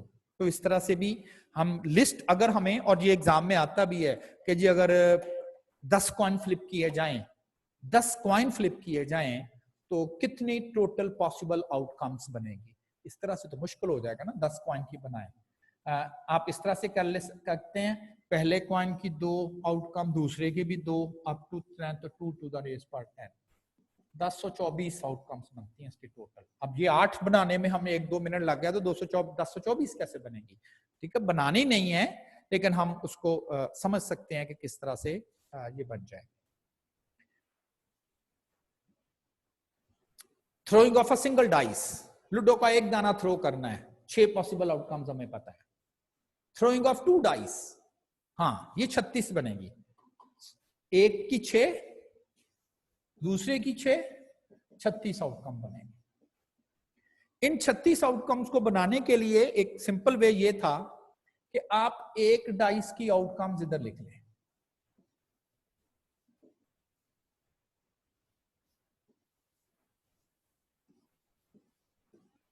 फर्ज करें ये फर्स्ट डाइस है और ये इस साइड पर सेकंड डाइस है। अब एक पॉसिबिलिटी ये है 1-1 मिला दें इनको आपस में। आप कहेंगे ये पॉसिबल हो सकता है, फर्स्ट डाइस पर भी 1 आए और सेकंड डाइस पर भी 1 है, बिल्कुल पॉसिबिलिटी है। फिर फर्स्ट डाइस पे तो 1 आए लेकिन सेकंड डाइस पे 2 आए, हाँ ये भी है पॉसिबिलिटी। फिर 1 के साथ 3 भी तो आ सकता है, 1 के साथ 4 आ सकता है, एंड सो ऑन, 1 के साथ 6। सिमिलरली आप कहें जी पहली डाइस पर 6 और दूसरी डाइस पर 1 भी तो आ सकता है ना। ये फर्स्ट डाइस का रिजल्ट लिखा हुआ 6, ये सेकंड डाइस का रिजल्ट लिखा हुआ 1, दोनों को मैच कर दिया तो 6-2, 6-3, 6-4, 6-5, 6-6। सिंपल है, गिनती याद कर ले, 11-12 से लेके 16, फिर 21 से लेके 26। तो मतलब क्या है, जो पहला नंबर होगा वो पहले डाइस का रिजल्ट बता रहा होगा, जो दूसरा नंबर होगा वो दूसरे डाइस का रिजल्ट बता रहा होगा, दोनों को कंबाइन कर दिया। आपने कहा जी अगर 2 डाइस को आप थ्रो करोगे तो पॉसिबली ये 36 आउटकम्स जो हैं वो आपके पास आ जाए। एक्सपेरिमेंट है, टॉसिंग ऑफ अ कॉइन, एक सिक्का थ्रो करना है, and throwing of a dice. अब एक सिक्का है और डाइस है, एक डाइस, उसमें 2 डाइस थी ना, अब इसमें एक सिक्का एक है, डाइस है। हो सकता है कॉइन के ऊपर तो हेड आए और डाइस का भी रिजल्ट साथ में लाएं ताकि एक्सपेरिमेंट पूरा हो जाए। क्या था? Tossing of a coin and throwing of a dice. और डाइस पर देखा तो 1, तो एक पॉसिबिलिटी तो है ना। आप कहेंगे सिक्के पर देखा था तो हेड आया था, डाइस को देखा तो उसके ऊपर 1 आया। एक पॉसिबिलिटी तो ये बनती है, सिक्के पर तो हेड ही आए लेकिन डाइस पर देखे तो नंबर 2 आ जाए, एंड सिमिलरली सिक्के पर तो हेड ही है और डाइस को देखा है तो नंबर 6 आ गया। और टेल के साथ भी ये पॉसिबिलिटीज है कि कॉइन पर देखें तो टेल आ रहा है और डाइस को देखें तो नंबर 1 आ रहा है, एंड सिमिलरली इसकी आउटकम बनानी हो, कॉइन की कितनी आउटकम्स होती हैं? कॉइन की 2 इंटू डाइस की कितनी होती हैं? 6, 12 बन जाएंगी। तो ये 12 है, 6 ये वाली है और 6 ये वाली। तो इस तरह से हमें थोड़ी सी सैंपल स्पेस का आइडिया हो गया कि how to construct the sample space. Simple is that, जो एक्सपेरिमेंट दिया गया है एक के रिजल्ट लिख लिए, 3 दफा करना था तो मल्टीप्लाई मल्टीप्लाई मल्टीप्लाई। यहां कॉइन और डाइस था, कॉइन की आउटकम 2 थी, डाइस की आउटकम 6 थी, मल्टीप्लाई करके आप कह देंगे कि ये टोटल 12 आउटकम्स जो हैं ये हम बना सकते। अभी मैं आपसे ना पहली समझ लें, वोकैबुलरी हम लोग डिफाइन कर रहे हैं क्योंकि मैंने बार बार वर्ड बोलना है जी, सैंपल स्पेस बना दें। आपको पता होना चाहिए सैंपल स्पेस से मुराद क्या है। वो जी जो एक्सपेरिमेंट हमें वो एग्जामिनर कहेगा उसके जितने पॉसिबल रिजल्ट्स होंगे उसको हम अगर एक लिस्ट बना के लिख देंगे तो हम कह देंगे कि हमने इसकी सैंपल स्पेस बना दी। इवेंट क्या है? एनी कलेक्शन ऑफ आउटकम्स, जितने भी पॉसिबल आउटकम्स हैं उनमें से any collection of outcomes from a probability experiment, उसको हम इवेंट का नाम देते हैं। Any collection of outcomes from all possible outcomes नहीं, उनमें से कुछ आउटकम्स जो होंगी उसको हम इवेंट का नाम दे देंगे। अच्छा, अगर फर्ज करें कोई मैच होने लगा है और टॉस होने जा रहा है, 2 ही पॉसिबल आउटकम्स है ना, या हेड आएगा या टेल आएगा। और आपने कॉल करना है तो आपने कहा जी टेल, तो इसका मतलब है कि आपकी जो इंटरेस्ट है 2 पॉसिबिलिटीज में से आपकी इंटरेस्ट इस पॉसिबिलिटी में टेल में, तो ये इवेंट कहलाएगा। और इसके हैपन होने का चांस आपको इंटरेस्ट है। तो इवेंट बहुत सारी आउटकम्स होंगी, हम कहेंगे ये तो टोटल आउटकम, आप बताएं आपकी इंटरेस्ट किस में है, तो हम कहेंगे कि ये इवेंट कहलाएगा। तो प्रोबेबिलिटी हमेशा किसी इवेंट की होगी। टेल आने का क्या चांस है, आप उसकी प्रोबेबिलिटी कैलकुलेट करेंगे तो टेल का आना आपके लिए इवेंट कहलाएगा। 2 कॉइन थ्रो किए जा रहे हैं, मैं कहता हूं यार 2 कॉइन थ्रो किए जा रहे हैं, मेरी इंटरेस्ट ये है एक हेड होना चाहिए, तो फिर ये हमारे लिए इवेंट बन जाएगा, जो कि इसमें एक हेड है, पहला नहीं है, उसमें 2 हेड हैं। फोर्थ नहीं हमारी इंटरेस्ट, उसमें कोई हेड ही नहीं है। हमारी इंटरेस्ट है या 2 कॉइन फेंकने लगाऊं लेकिन आना दोनों ना हेड आए या दोनों टेल ना आए, एक हेड जरूर आए, तो हम कहेंगे ये हमारा इवेंट है। ठीक है ना। तो कलेक्शन ऑफ ये आउटकम्स हो गई, ये collection of outcomes, all possible outcomes जो हैं वो सैंपल स्पेस आ गई, और कलेक्शन ऑफ आउटकम्स जो है वो उसमें से उसे हम कह देंगे कि ये आपके पास जो है वो इवेंट आ गया। Any collection of outcomes from a probability experiment, और अगर आप मैं इसको थोड़ा सा मैथमेटिकल वे से लिख दूं तो आप समझ लें कि जो सैंपल स्पेस होती है ना वो यूनिवर्सल सेट होता है, वो आपने सेट थ्योरी में पढ़ा होगा। Sample space is a universal set, और इवेंट क्या कहलाएगा, सबसेट, उसमें से कुछ। ठीक है ना, जैसे अभी मैंने बात की ये यूनिवर्सल सेट है और ये उसका कुछ पोर्शन है, लाइक ये सैंपल स्पेस है और ये उसमें से इवेंट है कि जी हमारी इंटरेस्ट सिर्फ इसमें, सारी आउटकम्स में नहीं है, इस आउटकम्स में हमारी इंटरेस्ट है। Event any collection of outcomes from a probability experiment, that is a subset of a sample space। अब इवेंट को हम 2 कैटेगरीज में लेकर आते हैं, एक को हम कहते हैं सिंपल इवेंट और एक होता है कंपाउंड इवेंट। सिंपल इवेंट क्या है, an event that contains one outcome only one outcome, ऐसा कोई भी इवेंट जिसमें सिर्फ एक आउटकम आए, जिसमें एक रिजल्ट आए, उसे हम कहते हैं ये सिंपल इवेंट है। And event that contains more than one outcome, sample point भी कह देते हैं इनको और आउटकम्स भी कह सकते हैं। सैंपल स्पेस के जो रिजल्ट्स हैं, for example in tossing of 2 coins, simple event में भी मेरी इंटरेस्ट है 2 हेड्स होने चाहिए, 2 कॉइन फ्लिप किए गए हैं और मेरी इंटरेस्ट है कि दोनों के ऊपर हेड होने चाहिए, तो फिर इसका मतलब है कि मेरे लिए इवेंट सिर्फ ये एक, इसका नाम आप ए, और इवेंट को अगर सैंपल स्पेस को एस से लिखते हैं, वेरिएबल्स को एक्स वाई जी वगैरह से लिखते हैं, जो प्रोबेबिलिटी में जो इवेंट होते हैं इन्हें हम जो इंग्लिश के इनिशियल अल्फाबेट्स हैं कैपिटल लेटर्स में ए बी सी, क्योंकि बहुत सारी पॉसिबिलिटी हो सकती है ना, और जी मेरी इंटरेस्ट है 2 हेड आने चाहिए, एक इवेंट ये है, मेरी इंटरेस्ट है 1 हेड आना चाहिए, एक इवेंट ये है, मेरी इंटरेस्ट है दोनों टेल होने चाहिए, एक इवेंट ये है, कम से कम एक हेड जरूर होना चाहिए, ये भी एक इवेंट है, पहले पर हेड होना चाहिए दूसरे पर जो मर्जी आ जाए, ये भी एक इवेंट है। तो इवेंट को तो आप मुख्तलिफ वे से डिफाइन कर सकते हो। बहरहाल कोई भी ऐसा इवेंट जिसमें सिर्फ एक पॉसिबिलिटी आ जाए हम उसे कहते हैं ये सिंपल इवेंट है। In tossing of 2 coins, what is the probability that at least 1 head, ऐसी आउटकम में हमारी इंटरेस्ट है जिसमें कम से कम एक हेड जरूर हो, एक जरूर हो, दोनों भी तो हो सकते हैं ना, हमारी इंटरेस्ट है एक हेड जरूर होना चाहिए, उसमें है इसमें एक हेड, कम से कम एक जरूर है, एक से ज्यादा जितने मर्जी हो जाए, इसमें भी हमारी इंटरेस्ट है, हाँ बिल्कुल ठीक है। तो फिर इस इवेंट में कितने आउटकम्स आ रही हैं, 1 2 3, मोर देन 1, तो इसे कौन सा इवेंट कहते हैं, कंपाउंड इवेंट। तो इवेंट एक्सपेरिमेंट परफॉर्म किया, देखिए मैं फर्ज करें कुछ आइटम पड़े हुए हैं, किसी बल्ब पड़े हुए हैं और मैं उनमें से कुछ चीज तलाश कर रहा हूं, तो मेरे लिए इवेंट गुड बल्ब भी हो सकता है, मेरे लिए इवेंट डिफेक्टिव बल्ब भी हो सकता है।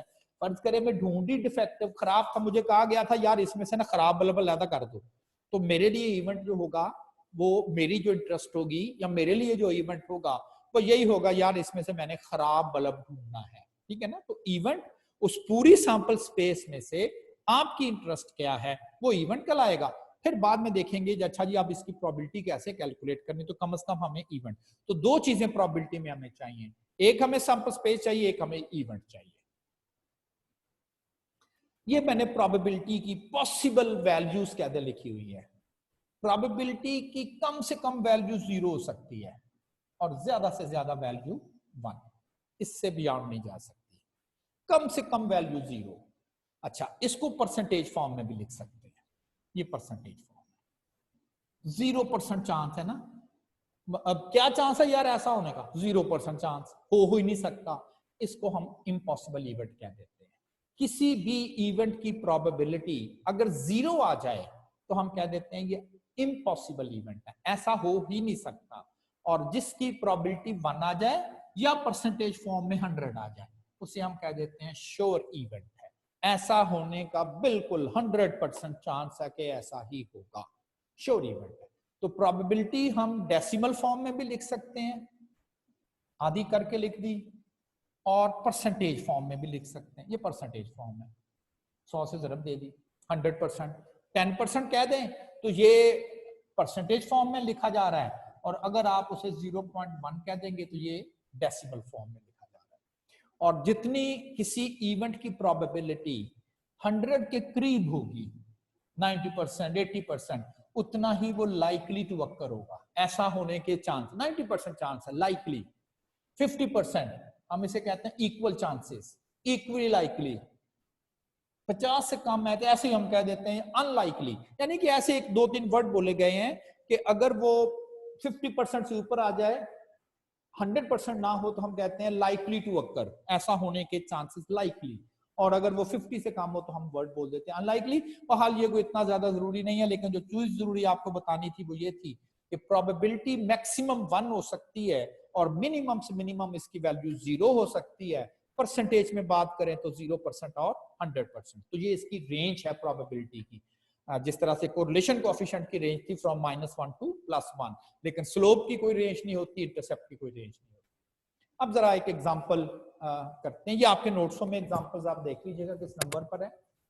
A fair coin is tossed, ऐसा कॉइन जिसके हेड और टेल आने के चांसेस बराबर हो, उसे हम फेयर कॉइन बोलते हैं। A fair coin is tossed 3 times, 3 coin एक दफा फ्लिप कर ले या एक कॉइन को 3 दफा फ्लिप कर दे, ये एक ही तरह की बात है। और कहता है what is the probability that, ये सारे इवेंट लिखे हुए हैं, इसकी प्रोबेबिलिटी बताएं, इसकी बताएं, इसकी बताएं, इसकी बताएं, इसकी बताएं। ऐसा होने का क्या चांस है अगर 3 सिक्के थ्रो कर रहे हैं हम, ऐसा होने का क्या चांस है, ऐसा होने का क्या चांस है। तो ये सारे इवेंट्स कहलाएंगे। एट मोस्ट 2 हेड, ये भी एक हैपनिंग है, but what is the probability of this happening, what is the probability of this happening, what is the probability of this one, this one, this one। तो ये सारे के सारे क्या कहलाते हैं? इवेंट्स कहलाएंगे। ठीक, अब पहला काम जो आपने प्रोबेबिलिटी कैलकुलेट करने के लिए करना है, वो आपने करना है सैंपल स्पेस बना देनी है।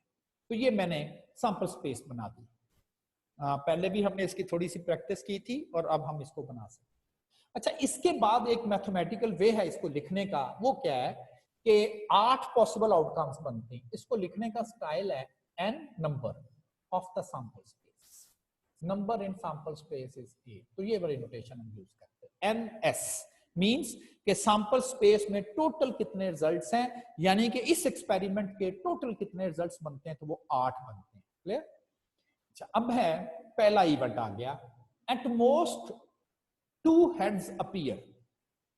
एट मोस्ट 2, ऐसी आउटकम्स आपने नोट करनी है जिसमें ज्यादा से ज्यादा 2 हेड होने चाहिए, 2 से ज्यादा हेड नहीं होने चाहिए। इस इवेंट का नाम रख दें ए ना, मैंने कहा था ना ये एक इवेंट है, ये हमारी इंटरेस्ट है। ऐसी आउटकम्स में हमारी इंटरेस्ट है जिसमें ज्यादा से ज्यादा हेड्स की तादाद 2 होनी चाहिए। कम हेड जितने मर्जी हो जाए वो कोई फिक्र नहीं हमें, लेकिन ज्यादा से ज्यादा हेड उस आउटकम्स में 2 होने चाहिए। 2 से ज्यादा जिसमें हेड आ जाएंगे उसमें हमारी इंटरेस्ट नहीं रहेगी। और एक्चुअली हमने इसकी भी काउंटिंग करनी है कि कितनी आउटकम इसमें, कलेक्शन है ना, सारी तो नहीं इसमें आई, हो सकता है सारी भी आ जाएं, लेकिन हमने अब नोट करना है कि कितनी आउटकम्स ऐसी होंगी, इनको हमने काउंट करना है जिसमें कामस का ज्यादा से ज्यादा 2 हेड हो, 2 से ज्यादा हेड उसमें नहीं होने चाहिए, ये नहीं काउंट होगी क्योंकि उसमें हेड की तादाद 2 से ज्यादा है। 2 होने चाहिए ज्यादा से ज्यादा। आज फैसलाबाद का टेम्परेचर ज्यादा से ज्यादा 40 डिग्री रहा है, इसका मतलब 40 से ऊपर नहीं गया। 40 से कम 10 डिग्री भी तो कभी हुआ होगा ना सुबह मॉर्निंग टाइम पे, तो क्या जा सकता है। मार्क कर लिया करें। आप अपनी शीट पर बना ली सैंपल स्पेस और टिक लगा दिए। गिन लें कितने हैं, 7, तो 7 आउटकम्स ऐसी हैं, 8 में से 7 आउटकम ऐसी हैं जिनमें कम से कम 2 हेड जरूर आ रहे हैं। पहले सैंपल स्पेस बना ली, उसकी काउंटिंग कर ली टोटल आउटकम्स की, फिर जिसकी प्रोबेबिलिटी कैलकुलेट करनी है उसे इवेंट कह दिया, उस इवेंट को पढ़ लिया, उसका कोई नाम रख दें आप, क्योंकि आपने तो पेपर में प्रेजेंट ही नहीं करना, तो कोई भी फार्मूला लिखने की जरूरत नहीं है जी, ए किसे कहना है, एन किसे कहना है। तो सिंपल इज दैट, इस इवेंट को आपने काउंट करना है। किस तरह से, जो कुछ उसमें लिखा हुआ है आप अपने सैंपल स्पेस की आउटकम्स को पढ़ेंगे, जो जो इसको क्वालिफाई करता जाएगा, इस स्टेटमेंट के अकॉर्डिंगली आता जाएगा, हम उसे गिनते जाएंगे। उसने कहा ऐसी आउटकम जिसमें ज्यादा से ज्यादा 2 हेड हो, 2 से ज्यादा हेड नहीं होने चाहिए, कम जितने मर्जी हो जाए। हमने इनको ऑल टुगेदर जो है वो काउंट कर लिया, और जब हमने इनको काउंट कर लिया, जो कि 7 नंबर्स बनते थे, तो जो प्रोबेबिलिटी का फार्मूला है, ए मैंने इस इवेंट का नाम रखा हुआ था, ए और पी फॉर प्रोबेबिलिटी, तो ये प्रोबेबिलिटी कैलकुलेट करने का फार्मूला है। N A over N S, कितने सैंपल पॉइंट्स जो हैं वो ए में आते हैं 7, टोटल कितने हैं जी 8, तो कितने बन गए, चांसेस क्या बन गए इस हैपन होने के, आप कहें जी 8 में से 7 चांसेस बनते हैं। ठीक, इसको आप परसेंटेज फॉर्म में भी लिख सकते हैं और इसको डेसिमल फॉर्म्स में भी, यानी कि 7 को अगर आप 7 डिवाइडेड बाय 8 करते हैं तो 7 डिवाइडेड बाय 8, तो ये बनता है जी 0.875, 0.875 और 87.5%। Fraction form, decimal form, percentage form. Probability can be written in 3 different ways. अब ये एग्जाम में डिपेंड करता है कि उसने किस तरह से ये प्रोबेबिलिटी मेंशन की हुई है, क्या उसने फ्रैक्शन फॉर्म में की हुई है, डेसिमल फॉर्म में की हुई है, या उसने परसेंटेज फॉर्म में जो है वो प्रोबेबिलिटी कैलकुलेट की है। तो किसी चीज की भी अगर आपको प्रोबेबिलिटी कैलकुलेट करनी है तो आप क्या करेंगे, सबसे पहले तो आप उस एक्सपेरिमेंट की सैंपल स्पेस बनाएंगे। सैंपल स्पेस बना के उसकी जितने पॉसिबल आउटकम्स हैं वो आपने काउंट कर लेने, वो आपने काउंट करने, और उसको काउंट करने के बाद आपके पास जो इवेंट आएगा, जो भी आपकी इसमें से इंटरेस्ट होगी, जिसकी प्रोबेबिलिटी आपने कैलकुलेट करनी है, उसका नाम ए बी सी रख के, और फिर आपने दोबारा सैंपल स्पेस विजिट करनी है और जितनी आउटकम्स उस इवेंट के मुताबिक आ रही हैं वो काउंट करनी है। देखिए, अगर आप फर्ज करें, ये जो एटमोस्ट का वर्ड है, आप अगर किसी शख्स को पूछे यार उसकी उम्र कितनी थी, तो कहेगा यार मुझे क्लियर तो नहीं है, फिर भी क्या पॉसिबिलिटी है, तो आपको जो क्लियर नहीं होता तो आप कह देते हो यार ज्यादा से ज्यादा उसकी उम्र जो है वो 40 साल है। इसका मतलब है 40 से ऊपर नहीं है। अगर उसकी उम्र 20 साल भी निकला तो आपने कहा देखा मैंने कहा था ना 40 साल से ऊपर नहीं है, 10 भी निकला तो वो भी ठीक है, 39 निकला तो वो भी ठीक है, पर 40 से ऊपर नहीं होनी चाहिए ना। तो इस हिसाब से सेकंड, एटलीस्ट 1 टेल, कम से कम उसमें एक टेल जरूर होनी चाहिए, ज्यादा जितनी मर्जी हो जाए एक टेल उसमें कम से कम जरूर आनी चाहिए, एक टेल जरूर होनी चाहिए। पहली आउटकम आएगी एटलीस्ट 1 टेल, कम से कम एक टेल जरूर होनी चाहिए, इसमें तो है ही नहीं, 0 टेल है। हाँ, एक टेल है इसमें, काउंट कर लें, इसे भी कर लें, इसे भी कर लें। ये इसलिए काउंट करना है कि उसने कहा था एक जरूर होनी चाहिए, भी एक से ज्यादा हो जाए कोई मसला नहीं है, हाँ ये भी काउंट करें क्योंकि इसमें भी एक से ज्यादा है। एटमोस्ट का मतलब होता है ज्यादा से ज्यादा इतनी होनी चाहिए, और एटलीस्ट का मतलब होता है कम से कम जो है वो इतनी आउटकम्स उसमें जो है वो होनी चाहिए। एटलीस्ट 1 टेल अपीयर्स, कम से कम एक टेल जो है वो जरूर उसमें आनी चाहिए। तो 7/8। नेक्स्ट, एग्जैक्टली 2 हेड अपीयर्स, इसकी प्रोबेबिलिटी क्या चांस है कि मैं डाइस थ्रो करूंगा तो जब मैं 3 कॉइन थ्रो करूंगा, 3 कॉइन थ्रो करूंगा तो 2 हेड आएंगे, यानी ना वो 2 से ज्यादा होंगे ना 2 वो कम। ये तो 3 है, ये नहीं आएगा। हाँ ये आएगा, ये आएगा और ये आएगा। ये इसलिए नहीं आएगा कि इसमें 1 है 2 नहीं है, इसमें भी नहीं। तो फिर कितनी आउटकम बनी? 3। तो 3/8 जो इवेंट हो उसकी हम प्रोबेबिलिटी कैलकुलेट करेंगे, जो इवेंट हो उसकी हम प्रोबेबिलिटी कैलकुलेट करेंगे एंड देन उसकी जो रिक्वायर्ड प्रोबेबिलिटीज हैं वो हम लोग इसको मेंशन करेंगे। 4 हेड अपीयर्स। कितनी आउटकम्स ऐसी हैं जिसमें 4 हेड है? ये तो हो ही नहीं सकता। क्वाइन ही 3 है, 4 हेड, 4 दफा हेड कैसे आ सकता है? क्वाइन ही 3 फेंके हुए हैं, तो फिर 0/8। और इसको क्या बोलते हैं हम?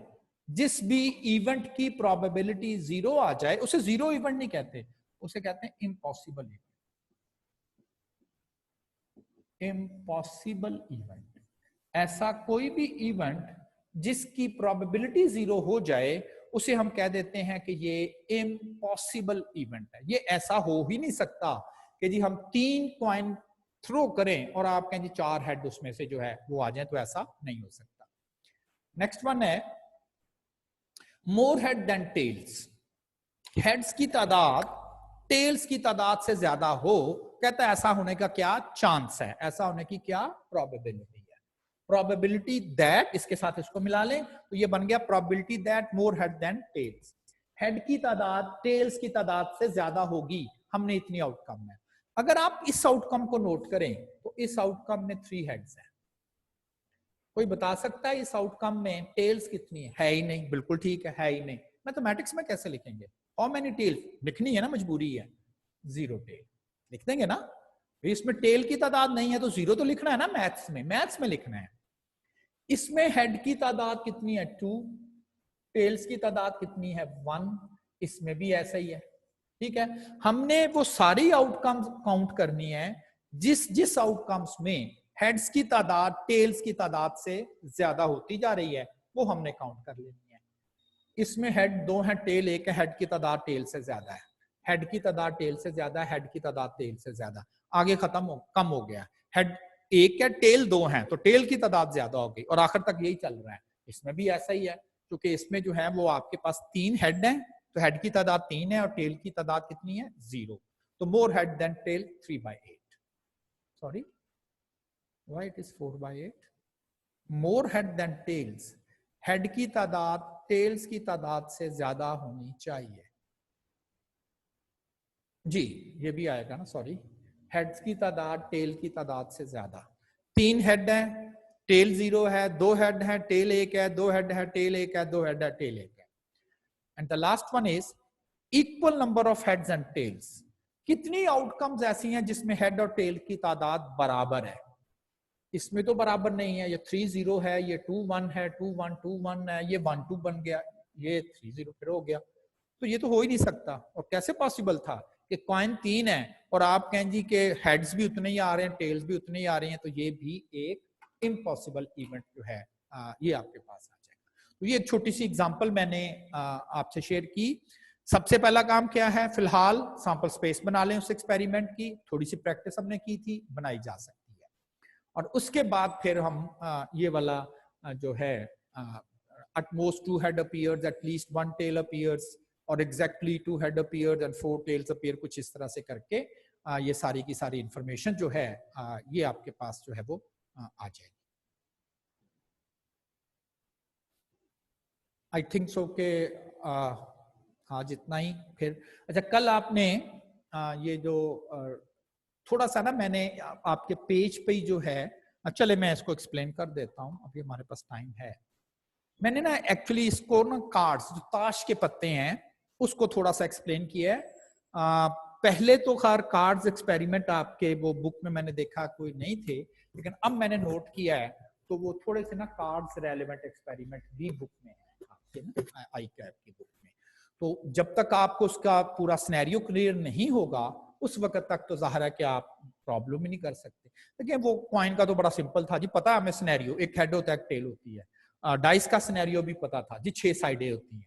कार्ड्स, प्लेइंग कार्ड्स, ताश के पत्ते, इसका सिनेरियो शायद हमें क्लियर नहीं है, तो ये मैंने थोड़ी सी उसका ना एक सिनेरियो आपको बताया है। टोटल 52 कार्ड्स होते हैं, 52 पत्ते होते हैं ताश के। आप नेट वगैरह ये जो है आपके बहुत सारी कार्ड्स की गेम्स आपके कंप्यूटर्स पे भी अवेलेबल है, तो उसको थोड़ा सा ओपन करके भी आप देख सकते हो। जिसमें से 26 कार्ड जो होते हैं उनकी प्रिंटिंग जो होती है वो ब्लैक कलर में होती है, और 26 कार्ड की जो प्रिंटिंग होती है वो रेड कलर में होती है। यानी कि ऊपर जो भी लिखा होता है अगर आप उसको नोट करें तो वो रेड कलर में लिखा होता है। 26 कार्ड जो होते हैं वो ब्लैक कलर में होते हैं और 26 कार्ड जो होते हैं वो रेड कलर में। 52 टोटल हो गए। वो जो 26 ब्लैक होते हैं उसमें आगे 2 फर्दर कैटेगरीज हैं, उनके ऊपर ना सिंबल बने हुए होते हैं, निशान से लगे हुए हैं। एक सिंबल ये है जिसको शायद आप आम लैंग्वेज में चिड़िया बोलते हो, पता नहीं क्यों कहते हैं चिड़िया, और इसे आप हुक्म कहते हो। Spade, clubs. तो जो ब्लैक कार्ड होते हैं उसमें 13 कार्ड्स बनते हैं। 13 कार्ड जो हैं वो स्पेड होंगे, यानी कि उसके ऊपर सिंबल कुछ इस तरह से बना होगा, आम लैंग्वेज में उर्दू में कह लें चिड़िया कहते हैं। और 13 जो कार्ड होंगे उनके ऊपर ये सिंबल, यानी कि ये सिंबल बना हुआ होगा जिसको हम क्लब कहते हैं। एंड सिमिलरली जो रेड कलर के कार्ड होते हैं उनमें से 13 कार्ड जो हैं उनके ऊपर ये सिंबल बना होगा, इसे हम डायमंड बोलते हैं। और 13 कार्ड जो होते हैं उनके ऊपर इस तरह का सिंबल बना हुआ था, इनको हम हर्ट्स बोलते हैं, जिसको आप ईंट और पान भी बोलते हो। तो चिड़िया, हुक्म, ईंट, पान, ये सूट कहलाते हैं। सूट, तो इसका मतलब है ताश में टोटल 4 सूट होते हैं। एक सूट होगा स्पेड, एक क्लब, एक डायमंड और एक हर्ट, जिसमें स्पेड और क्लब ब्लैक कलर के सूट होते हैं और जो रेड और डायमंड और हर्ट्स होते हैं वो रेड कलर के सूट होते हैं। अच्छा, ये जो पत्ते होते हैं इनके ऊपर कुछ लिखा भी हुआ होता है। ये 4 जो है वो अल्फाबेट्स लिखे हुए हैं, ए, के, क्यू और जे। और फिर 9 जो हैं, एक नहीं लिखा होता, 2 तक है, 9 जो है वो नंबर लिखे हुए होते हैं। तो ये नंबर कार्ड है। और वो जो 4 हैं, ए, के, क्यू और जे, ये अल्फाबेट्स हैं। ए को ना हम एस भी कह देते हैं, एस। के फॉर किंग, उसके ऊपर बादशाह की तस्वीर बनी हुई होती है। क्वीन, मलका की तस्वीर बनी हुई होती है। जैक, उनका कोई मुलाजम, जैक गोला भी बोलते हैं इसको आप अपनी लैंग्वेज में। तो ये उनके नेम्स हैं, A for ace, K for king, Q for queen, J for jack. और ये पैटर्न हर एक में चलेगा, यानी कि टोटल 13 कार्ड होंगे, 9 उसमें नंबर कार्ड होंगे, 9 के ऊपर कोई नंबर लिखा होगा, न्यूमेरिक्स, और 4 उसमें जो होंगे वो इंग्लिश अल्फाबेट्स उनके ऊपर लिखा हुआ होगा। तो इस तरह से, और बहुत सारी पॉसिबिलिटीज हैं। देखें, अक्सर ये कहा जाता है जी घरों में ताश ना खेलें। कैन यू इमेजिन, मेरा बेटा बहुत छोटा था, मेरा ख्याल क्लास 3 में, जब थोड़ी सी सेंसी थी, तो हम घरों में, मैं अपने बच्चों के साथ खेलता था, इसलिए कि ठीक है इसके साथ जो चीज इन्वॉल्व है बेट की वो ना लगाएं। तो बेट तो आप क्रिकेट मैच में भी लगा लेते हो, ठीक है ना।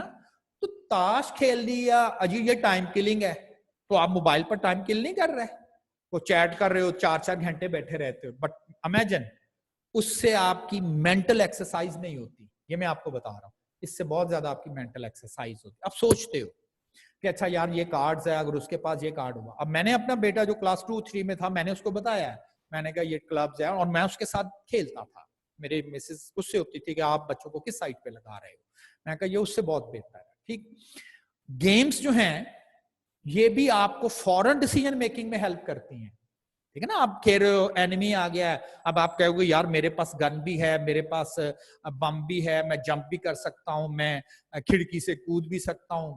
तो फौरन आपको डिसीजन करना है कि जी मुझे क्या करना है। यस, इसी से लॉजिक एक्चुअली डेवलप होता है। और मेरा बेटा को पढ़ने में कोई बहुत अच्छा नहीं है, तो कल ही बैठा मैं बात कर रहा था अपने बड़े बेटे से, वो बीबीए कर रहा है, और मेरा जो बेटा है वो क्लास 6 में है। तो मैं उसको ऐसे पूछ रहा था कि छोटे भाई का क्या हाल है, वो सारा दिन गेम में खेलता रहता है, तो क्या उसे आती भी है। कहता पापा वो मुझसे बेहतर खेलता है, वो क्विक डिसीजन करता है। कहता मैं तो बस एवरेज सी गेम करता हूँ, सेफ गेम करता हूँ। वो वाकई किसी जगह पर वो बड़े ही सही डिसीजन करता है कि जी ये करना है, ये करना है। तो कहने का मकसद ये है कि हम ये प्रोबेबिलिटी आप समझ लें ऐसे ही इसलिए भी सीख लें कि हमें भी अपने बिजनेस में, कहते हैं ना कि राइट टाइम पर डिसीजन करें। जब वो क्या होता है जरब लगाएं, जब लोहा गर्म हो तो फिर ही फायदा ना, ठंडे लोहे को कहेंगे तो उसको तो कोई इफेक्ट नहीं होगा। तो ये जो इस तरह के प्रोबेबिलिटी के क्वेश्चंस है ना, ये आपकी हेल्प करते हैं क्विक डिसीजंस करने में। यदि जल्दी से जरा बताएं ये डेटा है, 10 आने का क्या चांस है जी? अगर मैं फर्ज करूं इसी एग्जांपल से आपको पूछ लेता हूं, the card is a red card, red card आने का क्या चांस है? टोटल चांसेस है 52 कार्ड है ना, 52 पॉसिबिलिटीज है, सैंपल स्पेस मैंने बनाई हुई है, card is a red card, तो मेरे पास इवेंट है red card, red card is an event, इसे ये कहते हैं। काउंट कर लें कितने रेड कार्ड है, 26, 26 by 52, 50%। आधे ब्लैक हैं आधे रेड है। हाँ, इसको आप सिंप्लीफाई करके 1/2 भी लिख सकते हो, बिल्कुल सही है, 0.5 भी लिख सकते हो, बिल्कुल सही है, 50% भी लिख सकते हो। The card is a face card, card is a face card. देखिए ये जो कार्ड है इनके ऊपर ना कोई पिक्चर नहीं बनी हुई होती, फेस नहीं होता, फेस इसके ऊपर ना कोई आप समझ ले फेस वगैरह होता है, इसको हम क्या देते हैं, ये फेस कार्ड। तो फेस, 4 फेस कार्ड स्पेड में है, 4 क्लब में है, 4 डायमंड में है, 4 हर्ट्स में है, तो टोटल कितने पूरी सैंपल स्पेस में फेस कार्ड है? सॉरी, फेस कार्ड की जहां तक बात है ना, फेस कार्ड है ना, हाँ फेस कार्ड है। एक्चुअली इसमें ना जो ए होता है ना, एस, इसके ऊपर कोई पिक्चर नहीं होती। आप जरा ना एक दफा देखेंगे, इसके ऊपर ना किसी चीज की तस्वीर नहीं होती, वो सिर्फ ए लिखा होता है। लेकिन जो के, क्यू और जे होते हैं, इनमें ना उसके ऊपर किंग की तस्वीर बनी हुई होती है, बादशाह की, किंग की, इसमें क्वीन की बनी हुई होती है, और इसमें जैक उनका कोई मुलाजम कह लें, वजीर कह दें। तो लेकिन जो ए होता है उसके, इसको हम नंबर कार्ड में नहीं लेके जाते, लेकिन ये फेस कार्ड में नहीं होता ना। तो जब भी वो क्वेश्चन पूछता है ना, what is the probability card is the ace card, ही क्या देता है, तो 4 एस कार्ड है, ठीक है ना। यहां उसने कहा है पिक्चर कार्ड, तो पिक्चर इन पर होती है, जाहिर इन पर होती है, तो फिर इन पर भी होती है, इन पर भी होती है, और इन पर भी होती है। तो ये 12 फेस कार्ड होंगे, तो 12/52 is the it's required probability. तो आपने जो भी इवेंट है जिसकी प्रोबेबिलिटी कैलकुलेट करनी, वो गिन लें उसमें से। अ card is a club card, कितने क्लब कार्ड टोटल है? कहता है क्लब कार्ड सिलेक्ट होगा 13, 13/52। Card is a number card, कहता है ऐसा कार्ड जो नंबर कार्ड होगा। कितने नंबर कार्ड है? 9 एक सूट में है, 36, 9 एक सूट में है, 9 एक सूट में है, 9 एक सूट में है, 9 एक सूट में। अच्छा, अगर मैं आपको कहूं the card is a red number card, red number card होना चाहिए, यानी कार्ड रेड भी होना चाहिए और उसमें नंबर कार्ड में होना चाहिए, फिर ये नंबर रेड नंबर कार्ड है सिर्फ, ऐसा ही है ना। तो ये 18 हो जाएंगे, 18/52। तो जिसकी भी प्रोबेबिलिटी आपको कैलकुलेट करने के लिए कहा जाए, आपने उसकी पूरी सैंपल स्पेस से उसकी काउंटिंग कर देनी है। अच्छा यार, ये इसकी काउंटिंग ये है, ये इसकी काउंटिंग है, ये इसकी काउंटिंग है, तो कुछ इस तरह से। अच्छा, इसके बाद जो ये 2 डाइस का एक्सपेरिमेंट है, 2 डाइस का सैंपल स्पेस बनाई हुई है, इसके रेलेवेंट ना 3-4 प्रॉब्लम्स हैं। मैं करूंगा इसको, ये नहीं कि मैंने छोड़ देने हैं। कम से कम आपने ना उससे जितने आपको आते हैं ना, ये कर लेने हैं। आपने नहीं भी आते ना, तो कम से कम आपने एक दफा से पढ़ ले, आपको आइडिया हो गया है। फर्ज करें ऐसी मैं कैसा हूं, 2 फेयर डाइस थ्रो करनी है, सैंपल स्पेस बना ली मैंने 36 की, डबल 6, कितनी आउटकम्स ऐसी हैं जिसमें दोनों पर 6 है, सिर्फ एक, तो 1/36, डबल 6, 1/36। इस तरह से आप ना बाकी भी अटेम्प्ट करें जरा। सम ऑफ डॉट इज 8 और मोर, सम ऑफ डॉट इसका मतलब है दोनों डॉट को जमा करें और 8 आना चाहिए, इनको जमा करेंगे तो 2 आता है। इसकी बात शायद कर रहा है, इसकी कर रहा है, शायद इसकी कर रहा है, क्योंकि ये वो आउटकम्स है जिनका सम जो है वो 8 है या उससे ज्यादा होना चाहिए, यानी कि ये सारे, ठीक है ना। तो आप अटेम्प्ट करें, मैं आपसे जो है वो डिस्कस करूंगा। ठीक है जी, लेक्चर्स तो यहां तक अब आपका कंप्लीट हो गया है, और जो आपका पेपर है, टेस्ट जो होना है आपका, वो इंडेक्स नंबर से पहले पहले आपका टेस्ट होगा, यानी कि इंडेक्स नंबर आप उसमें नहीं लेंगे, इंडेक्स नंबर से पहले आपका टेस्ट होगा। टेस्ट कैसे होगा आप अपने घरों में, अच्छा एक चीज बिल्कुल मैं अभी भी मैनेजमेंट डिस्कस कर रही थी कि जी बच्चे जो हैं वो एक दूसरे से पूछ लेंगे, तो मैंने उनको कहा है, मैंने कहा जी इससे बच्चों को क्या फायदा होगा, किस चीज का फायदा होगा। फर्ज करें वो एक दूसरे पूछ के कर लेते हैं, फाइन कर लें, नंबर आ गया जी 90। अब उस बच्चे ने, मुझे तो नहीं पता, लेकिन कम से कम उस बच्चे को तो पता नहीं है मेरे नंबर 90 नहीं है, मैंने ब्लफ किया है, मैंने तो किसी से पूछ के लिख लिया है। मुझे सिर्फ ये बता दें उस 90 नंबर लेने का उससे एडवांटेज क्या हो। अगर तो उसकी बेस पर उसकी प्रमोशन बननी है या उसने पास फेल उसी 90 नंबर पर होना, फिर तो बात ठीक है, पेपर तो वही का आपने लेना है। तो वो तो फिर खुद अपने आप को बेवकूफ बना रहा है ना। जैसे आप किसी डॉक्टर के पास जाते हो या किसी वकील के पास जाते हो, आपने कत्ल किया हुआ है, आपको पता है, लेकिन वकील को जाकर जी मेरा मुकदमा लड़े, जी मैंने तो किया ही नहीं हुआ, मैंने, वो तो फिर आपका मुकदमा लड़ेगा और श्योरिटी है वो हारेगा। लेकिन उसे बताएं, सही बताएं कि जी आपसे कत्ल हो गया लेकिन आपकी इंटेंशंस नहीं थी, वो तो जी ये गाली निकाली, बाय चांस ही मेरे पास वो ईंट पड़ी हुई थी, मैंने उसको मारने की कोशिश की, सर पे लगी, मर गया, मर गया है वो। लेकिन वही बात है, किसकी छूट है कानून में कि जी ये वक्ती इत्तिशाल है। लेकिन आप कहें जी मैंने तो मारा ही नहीं है, मैंने तो मारा ही नहीं है, तो फिर तो अपने आप को ब्लफ कर रहे हैं ना आप। तो ये चीज आपने केयरफुली रहना है। मेरी साइड से कुछ भी नहीं है, आप जिस तरह से मर्जी आप अपना पेपर करें, तो आपको नेट पे ही पेपर आएगा। और परसों बुध वाले दिन, अच्छा बुध वाले दिन मैंने वो आईटी के टीचर से रिक्वेस्ट की है कि जी आप जरा उस दिन क्लास ना करें तो मैं पेपर ले लूं। तो आपकी आईटी की क्लास होती है 11:30, आईटी की क्लास आपकी होती है 11:30। तो 11:30 पे आप 11:30, तो 11:30 पे व्हाट्सएप में ना आपको एक लिंक आ जाएगा पेपर का, ठीक। आप 11:30 पर अपने घरों में बैठे हुए होंगे, तो एक लिंक आपको जो है वो पेपर का आ जाएगा 11:30 पे। और बी केयरफुल, वो ऑटो शट डाउन है, यानी कि मैं आपको टाइम बता दूंगा, तकरीबन 1.5 आवर का वो टाइम होगा, 1.5 घंटे का टाइम होगा आपके पास। उस दौरान आपने उस पेपर को करना होगा। आई विल बी देयर, और आप बकायदा 11:30 पे कनेक्ट होंगे, इसके साथ कनेक्ट भी होंगे। और फिर सेम टाइम आपको मैं व्हाट्सएप पे आपको लिंक भी, जिस तरह से आपको सेंड किए जाते हैं, तो मैं लिंक भी सेंड कर दूंगा आपको।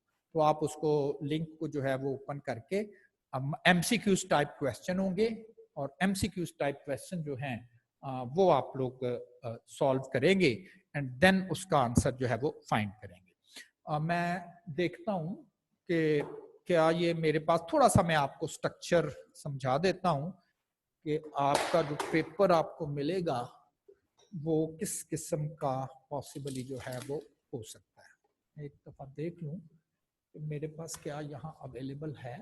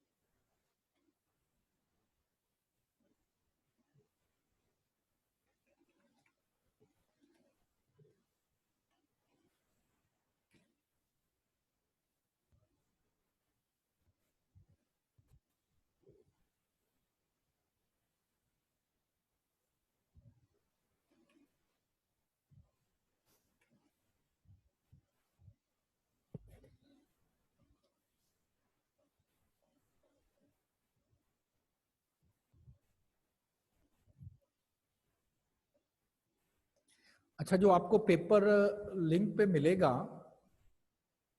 वो कुछ इस किस्म का होगा, ठीक है ना। कि आप जैसे ही, एक्चुअली में आपको, आप जब पेपर खोलेंगे तो आपको वो पेपर बिल्कुल ऐसे मिलेगा। नेम यहाँ आपने अपना लिखना होगा, नेम नहीं लिखेंगे वो आगे नहीं चलेगा। पासवर्ड रजिस्ट्रेशन नंबर आपका वो CRN नंबर है, नहीं है तो कुछ भी आप नंबर यहाँ पर लिख दें, वो मैटर नहीं करता, ठीक है ना। अगर आपका रोल नंबर है तो दैट्स ओके, फाइन लिख दें, अगर नहीं है तो कुछ भी आप डमी लिख दें।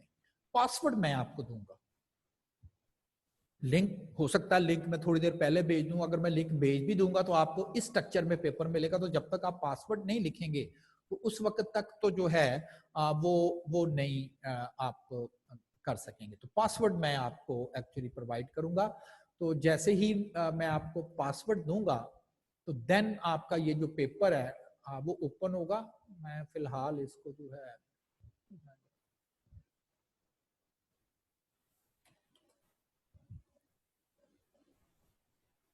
तो जैसे ही आपको पासवर्ड मैंने फिलहाल नहीं दिया तो ये आपके क्वेश्चन स्टार्ट हो जाएंगे, ये आपके पेपर के क्वेश्चन है। तो यहां से आप क्लिक करोगे तो ये ऑप्शन स्टार्ट होंगे, ABCD ऑप्शन है, ये ABCD, तो जो भी ऑप्शन आप क्लिक करोगे फिर ये जो भी ऑप्शन क्लिक करोगे, ठीक है। तो ये आपका पेपर था एक्चुअली। तो इस तरह से आप फिर जब आप सारे क्वेश्चन अपने पूरे कर लोगे तो एट द एंड सबमिट का बटन आ रहा होगा और आप अपना पेपर सबमिट कर दोगे। लेकिन टाइम मैं आपको बता दूंगा, मैंने पीछे से ऑटो टाइम रखा हुआ है, जैसे ही वो टाइम पूरा होगा वो पेपर जो है वो ऑटोमेटिकली आपका ऑफ हो जाएगा, ठीक है ना, वो सबमिट नहीं होगा। फिर मैं आपको टाइम बता दूंगा कि जी ये आपका अलॉटेड टाइम है, कितने बजे आपका पेपर स्टार्ट हो गया है। लेकिन उससे पहले आप ना गूगल करो, अपना मीटिंग पर आओगे, ताकि अगर कोई प्रॉब्लम आपको, जो कि आप फर्स्ट टाइम दे रहे हो, तो कोई प्रॉब्लम होगा तो आप मुझसे जो है वो शेयर कर पाओगे। तो ये परसों यानी कि आज पीर है, कल मंगल है, फिर बुध है, बुध वाले दिन 11:30 बजे आपका ये टेस्ट जो कंडक्ट होगा। उस दिन IT की क्लास नहीं होगी, उस दिन आपका टेस्ट होगा, और टेस्ट के बाद फिर मेरी जो क्लास है यूजुअल है आपके साथ वो चलेगी। अच्छा, अब आपने मुझसे कुछ पूछना है, आप बार बार हाथ खड़ा कर रहे हैं तो पूछिए। सर मैं ये पूछना चाहता हूँ, हेलो जी सर, कौन से टॉपिक्स हैं? इंडेक्स नंबर से पहले वाले, जहां से हमने इंडेक्स नंबर का टॉपिक स्टार्ट किया था उससे पहले वाले हैं presentation of data, measure of central tendency और मेजर ऑफ वेरिएशन, ये बनते हैं। Thank you.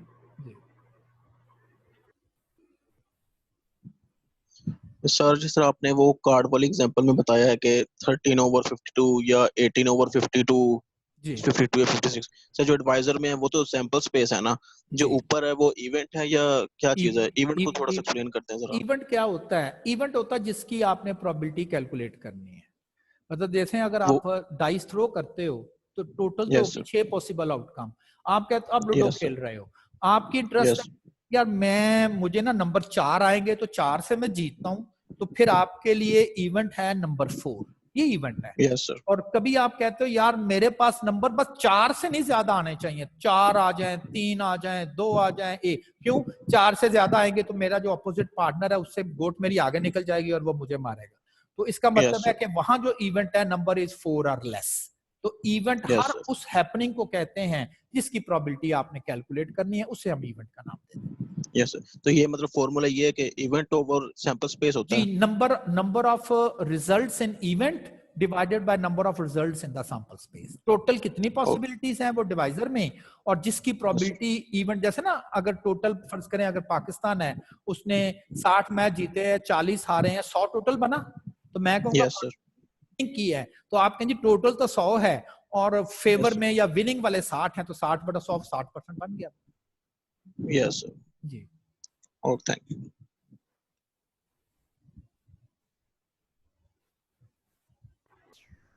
जी। बट्टी आपने कोई क्वेश्चन करना है? नो सर, वो हैंड ऊपर रह गया था, अच्छा, सॉरी। चले ठीक है।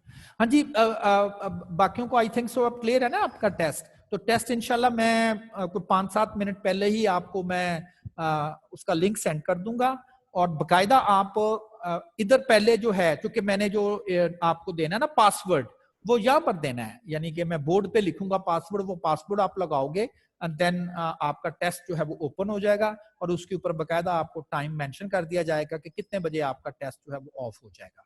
तो अगेन आपसे यही एक रिक्वेस्ट है कि आप अपने आप को ना प्रिपेयर करें, बजाय इसके कि आप चीट करके या किस तरह से और करके, तो उसका कोई फायदा नहीं है। आप ठीक है ना, उसका कोई एडवांटेज नहीं है।